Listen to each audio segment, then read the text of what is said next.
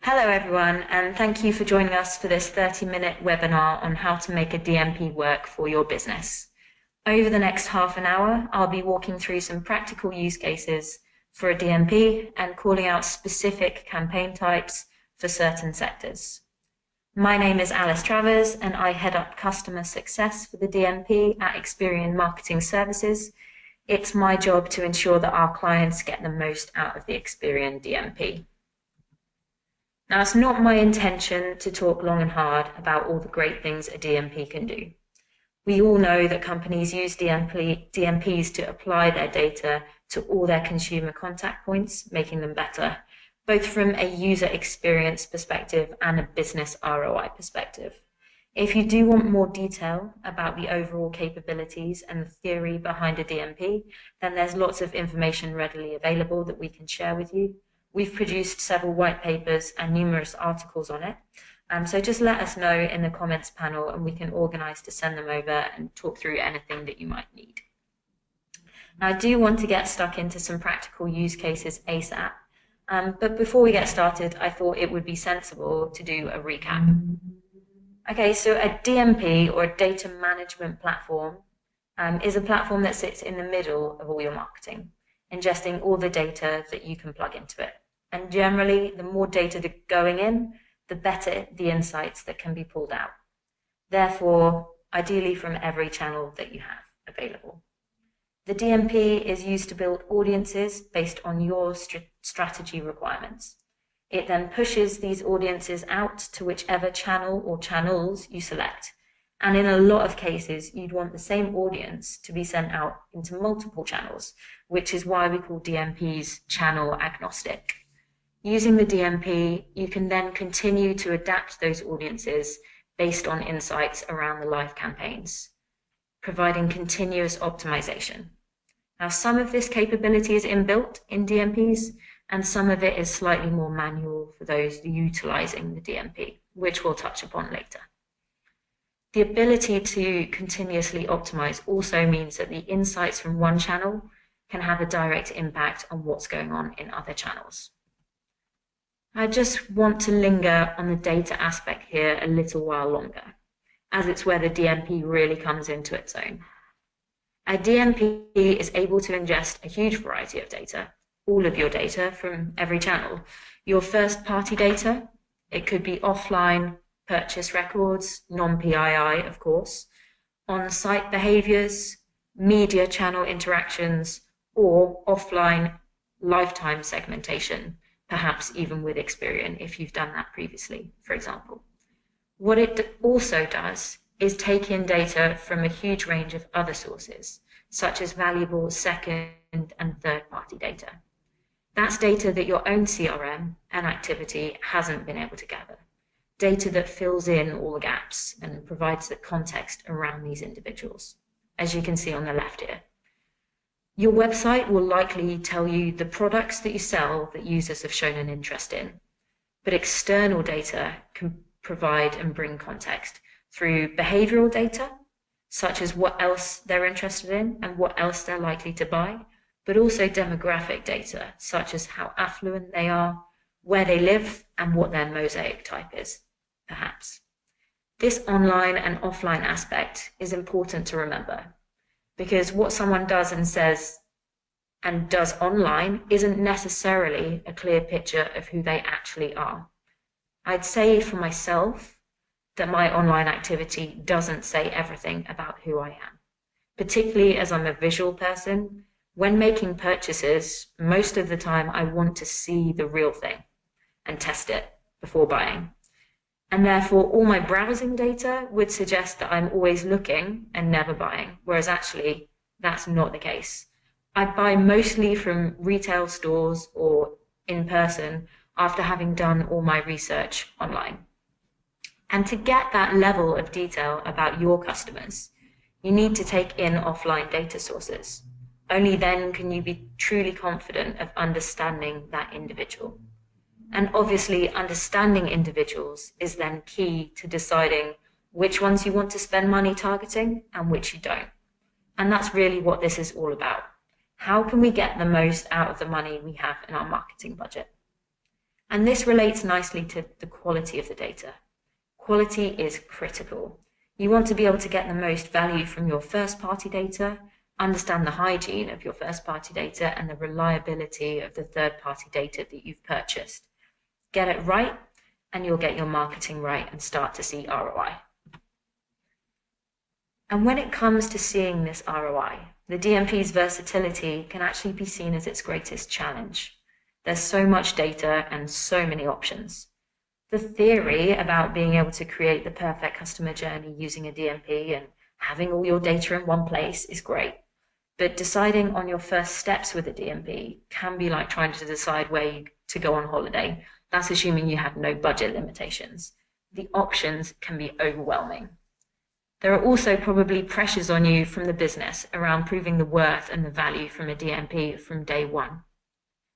You can sell the story of why a DMP is important, but actually proving it is another thing, and rarely can this be done by just one person.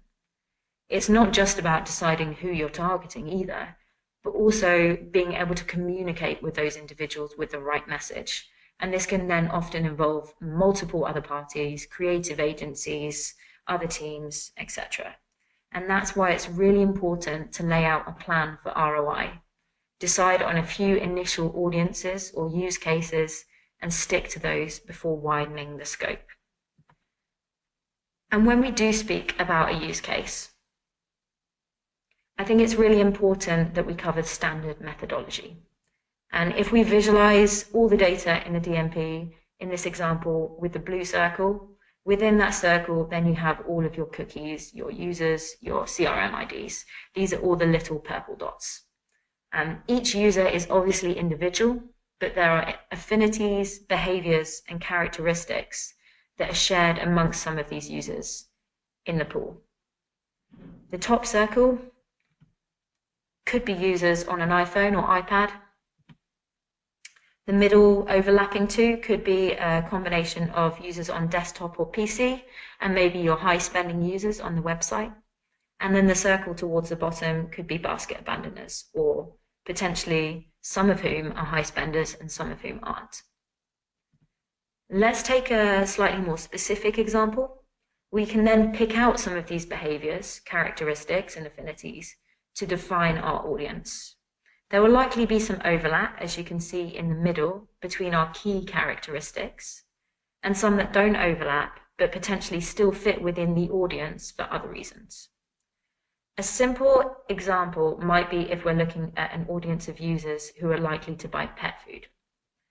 The audience might consist of users who've previously bought pet food from your site, those who've declared they have a pet, whether that's a dog, a cat, a guinea pig, who knows, and potentially those who have the propensity to purchase pet foods or even a pet, although unlikely to do so online. Some users will be in many of these characteristic groups, but just because a user doesn't sit in all of the groups doesn't mean they shouldn't be in your audience.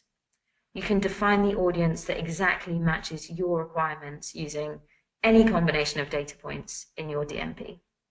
Now, most of the time, you'd want to have as many prospective users in your audience as possible, though this isn't always the case, which you'll see in the following examples.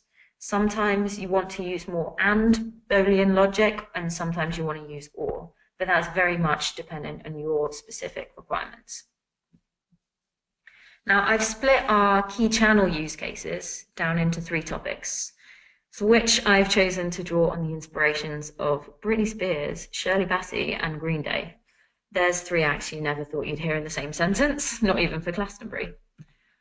So we've kind of been through the theory, and now it's time for our practical examples. I've got 2 verticals per song or per channel, per artist, and our first is paid search. The use case here being, oops, I didn't do it again, which is close enough to oops, I did it again. How, in this case, can a brand stop serving retargeting ads here through paid search, but it could also be activated for display to those users who are not going to convert on your website? My first example here is for automotive, where there are likely to be plenty of young visitors who come to the site to build their dream car. on the site's car configurator. They might even sign up for a brand newsletter. However, there's no point wasting valuable PPC budget on these users. They're going to be too young to afford to buy a brand new car. And it's also very unlikely that these users will identify themselves on the site as being young or being unable to purchase. That's where the DMP comes in. You can create an audience in the DMP of those who have completed certain actions on your site, such as going to the car configurator section and creating a car, but not having signed up for a test drive or a brochure. And then you can layer on external data filters for your audience, such as, are they in a particular age bracket, i.e. under 18 or under 17? Do they have a low household income? Do they also have a low or no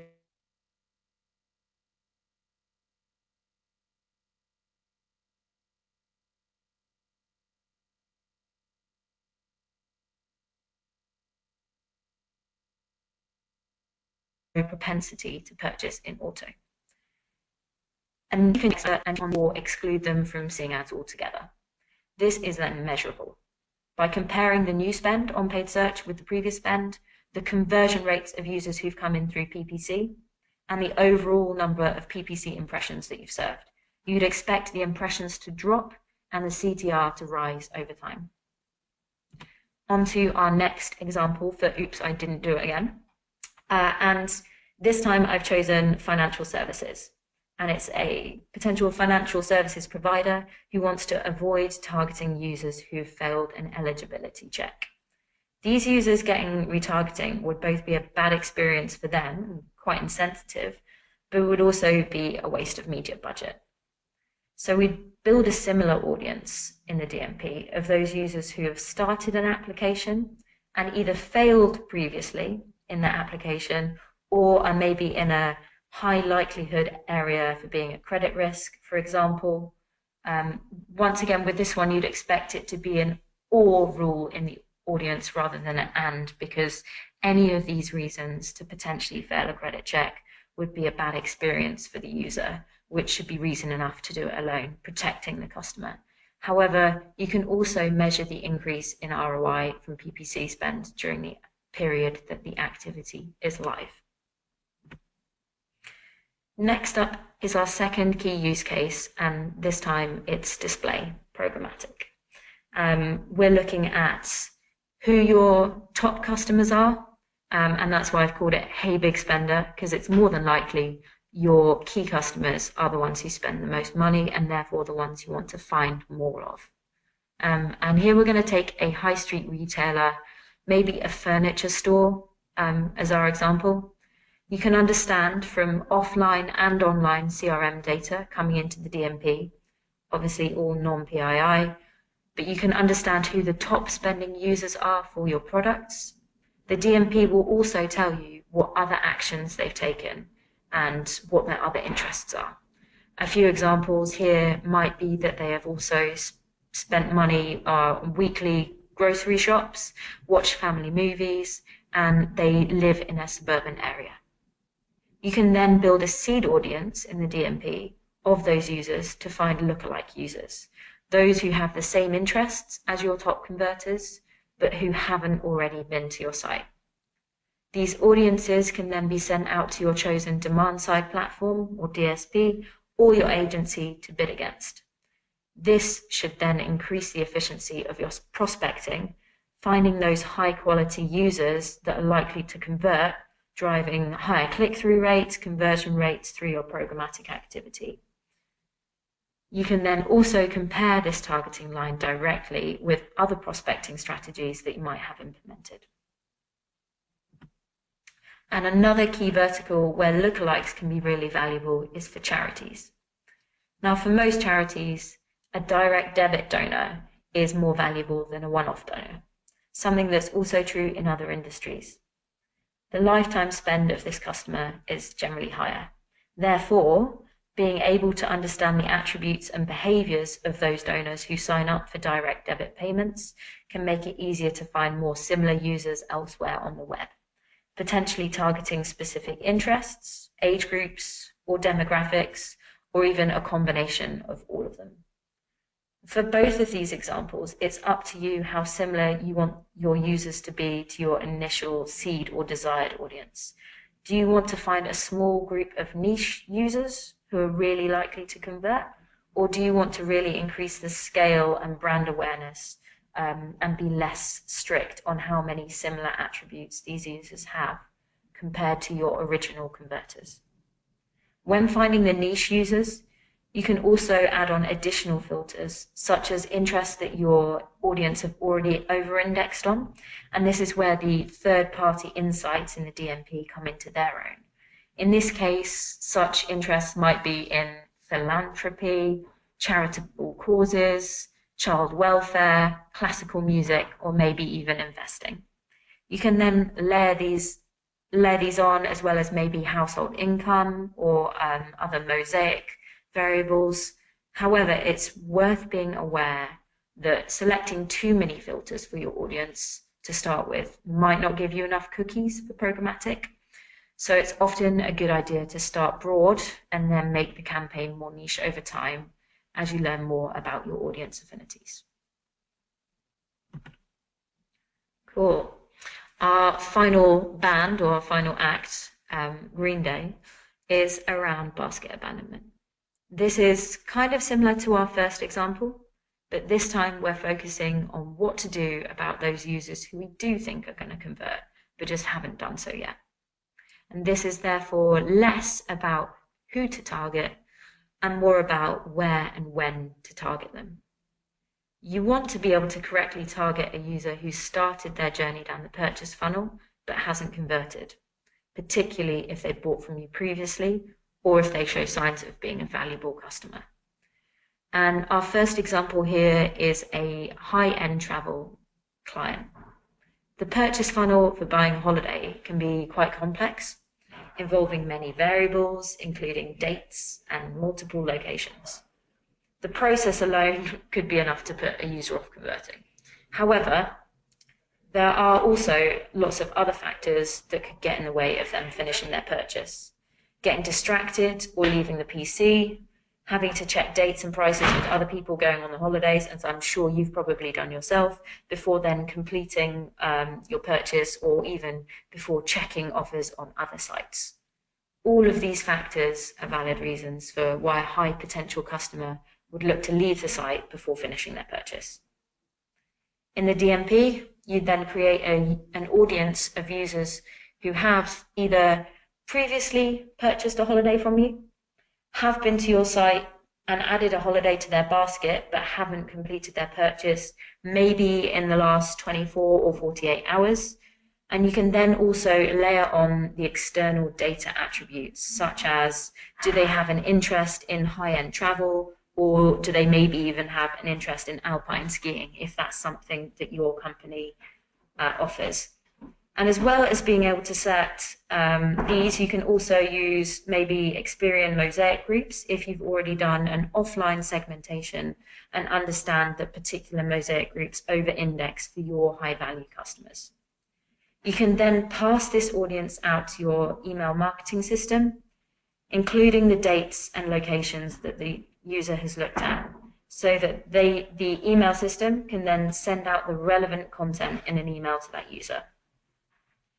It's also then up to you whether you create an even more enticing experience for the user by giving them an incentive in that email, increasing their chance of conversion. But it's important to note here that the creation of email copy isn't generally done within the DMP. So starting off with a small number of locations or iterations is probably the best starting point before then adding additional creative and optimizing your audience towards the best converting options. And that's all based on resource. And now our final example is for telco providers. I think we all know that this is a dog-eat-dog world at the end of a 12 or 24-month contract. It's likely that a customer is going to be browsing for the best deal and is weighing up whether they should roll over their existing contract or whether to go to another provider with a better deal. To ensure that you win back that customer who's already with your service, it's important to get your best offer out to that customer before someone else does. So, using a combination of first-party and external data segments, you can build out an audience of customers who are ready to renew with you. Maybe they have been to your site recently but have not converted, but maybe their contract is up for renewal within the next 3 months. Maybe they're eligible for a top deal, which would compare well against other providers in the market. This would be a really good base, but then you can also layer on their household income, which could then be a potential upsell option if there's a higher value package available that also has a good offer on, but it's more than their existing package. And also there are other third-party data sets that could look at has the propensity to purchase a mobile, etc. Sometimes these are more niche than others. You can occasionally get down to even provider level. And you can be as specific or as general as you want with these behaviors and characteristics, of course, and test over time. Once again, in this example, the audience is pushed out to your ESP and emails are sent to your existing eligible customers to then entice them to stay with your brand. And in terms of measuring the effects of this activity to prove ROI, setting up the DMP campaigns separately to business as usual campaigns will allow for direct comparison, be that of click-through rates, conversion rates, versus what you've already got going on. And now, the core concept that we spoke about earlier was that the DMP is channel agnostic, and therefore this same audience can of course also be pushed into any of your other channels, including the ones we discussed. So for example, you could increase paid search and programmatic bids for users in this audience to try and retarget and convert them when they're on the web but haven't been to your website. It's also, as mentioned previously, likely that each channel will positively affect the performance of the other channels over time. However, proving the ROI between channel activity is a little harder, and going into an inter-channel analysis and media mix modeling session is probably a separate webinar on its own. Okay, so when it comes to all the use cases we've spoken about, these require a lot of work, getting the right data in and deciding what to do with it when it is in. You've essentially got 3 options. You can build your own DMP if you have your own internal resources and expertise. For large companies who have already got huge amounts of owned data and teams built up around this, an in-house DMP can make sense. Though the technical job of actually building the DMP can only be half of it, because the integrations are really key and the individual channels can sometimes make it more complex. Other companies choose to go down the software as a service or SaaS route, where you get access to a DMP platform and all the data is set up for you to go in. You then create the audiences yourself and push them out to the respective channels, and you do all the insight reporting to drive those optimizations, proving the ROI. And this means that you get control over the audience setup, but once again, it does mean that you need internal resource who are going to be able to manage the DMP, whether that's the data going into it or what's coming out of it and the creation of audiences. And the third option is to buy a managed service package, where the integrations, data hierarchies, and audiences are created for you. And the audience insights that are delivered to you, you can then make your strategic decisions on. And that's what me and my team here at Experian do. We use our expertise with online and offline data to help you make the initial decisions on what audiences to start with to get ROI, as well as getting the most out of the insights coming into the platform and deciding where best to layer on third-party and other data points for insights and for activation. But if you've got any questions about managed service DMPs, then please do let us know in the comments section. And on that note, that's the end of my slides. So we're going to take a quick look at some of the questions that have been coming in through the webinar. If you do have any questions, then do pop them in the comments section. I'm going to take a quick look at some of them now and see how many we have time to answer. But if we don't get around to your question, then after the webinar, we'll follow up with you directly.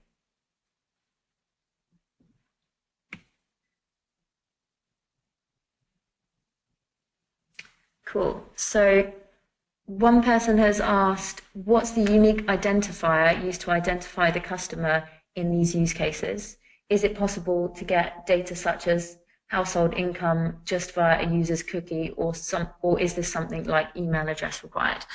So in order to answer the first part of that question, it's very much on a case-by-case basis, depending on, particularly in your CRM system, how you identify each user and how you then ingest that into the DMP. And probably individual DMPs are slightly different, but generally a CRM ID would then be synced or linked with an online cookie in order to match those. And in terms of the second part, yes, it's usually not necessarily email address, but being able to link to offline data sources that would allow for the household income data. Hopefully that answers your question.